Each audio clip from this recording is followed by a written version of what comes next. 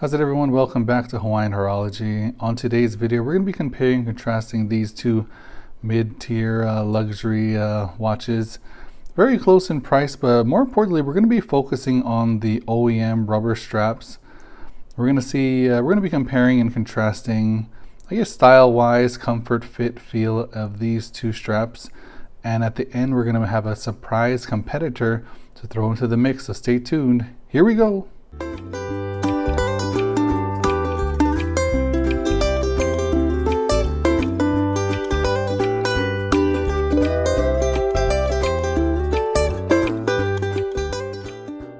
So first we're going to take a look at the Tudor, the new Black Bay 41mm diver that they just, I guess they just updated this year's Watches and Wonders 2023 with the burgundy bezel. This is, I guess, on their rubber strap. It's kind of like it's not really like an Oyster Flex, but it is similar to an Oyster Flex strap here, which is affixed by these end links here.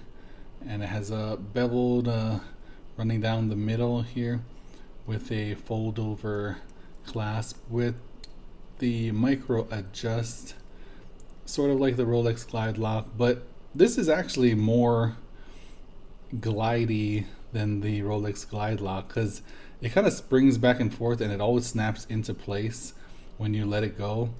The Rolex model, you have to snap it in then snap it back out, and it's kind of hard to adjust each position. But this one, you can just lift it up just a tad and then it'll just lock in automatically here.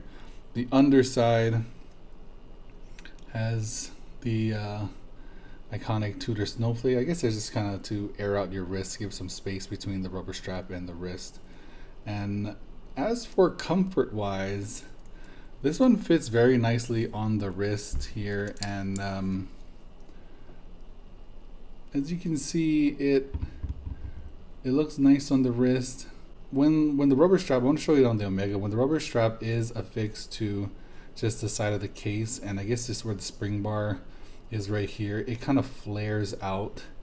So if you see, when we're pulling down this rubber strap, as you can see it more towards the sides, it goes past the lugs and it kind of flares out a bit. So your wrist has to be a little bit larger for these to fit well because of the way that it flares out.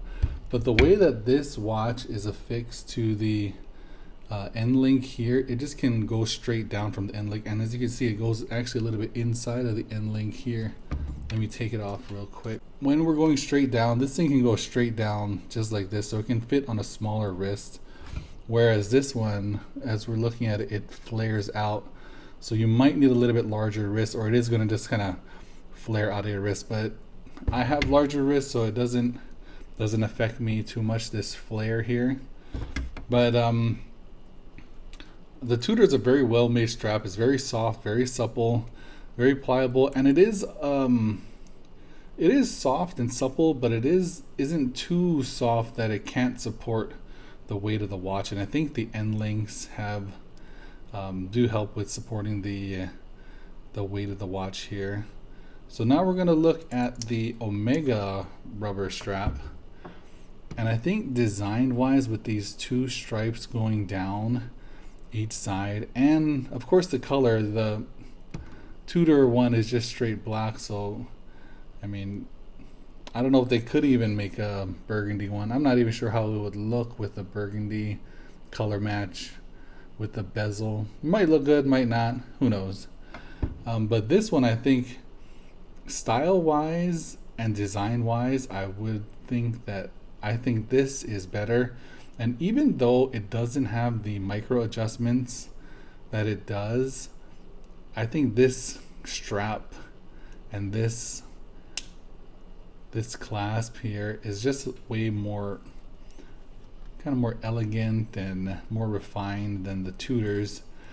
But I would love it to have some kind of micro adjust. I'm not sure how they could have a micro adjustment with the rubber strap. I've seen some watches, I think it's Formex, that you can slide it in and out. So this piece here slides in and out, back and forth, and you can kind of micro adjust it. But this watch here, when I'm putting it on the wrist, like I was talking about the flare, that it has. It doesn't really affect my wrist too much. I know this is a pretty close-up shot here, but I'll try to have some other shots with it zoomed out and on the wrist. So the way it flares, it doesn't really affect my wrist too much because my wrist is larger. But if you have a smaller wrist, it may affect it a little bit. And as for the underside, it has the same kind of, it has different patterns. So it'll have some air flowing through your wrist here, so it doesn't get too hot and sweaty in there.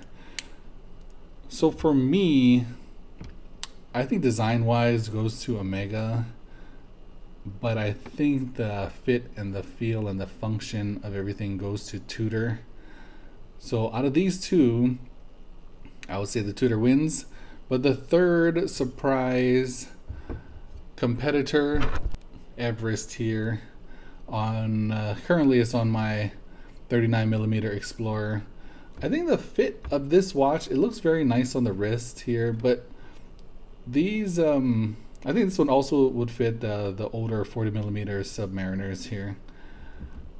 But for me, these straps they're great. They're comfortable, they're nice, soft and supple, but they're a little too, I want to say, flimsy to really support the weights of these watches. The Submariner is probably heavier than this watch, so it's not going to be supporting it as well. Let me put this on the wrist real quick here. So on wrist, this looks very, very nice, and it's a perfect fit to the curve of the case shape here with its curved ends, and it feels very nice. But in order to support the weights of the watch, I think you have to wear this strap a little bit tighter. I mean, a little bit tighter than I like it. I don't really like my straps too tight.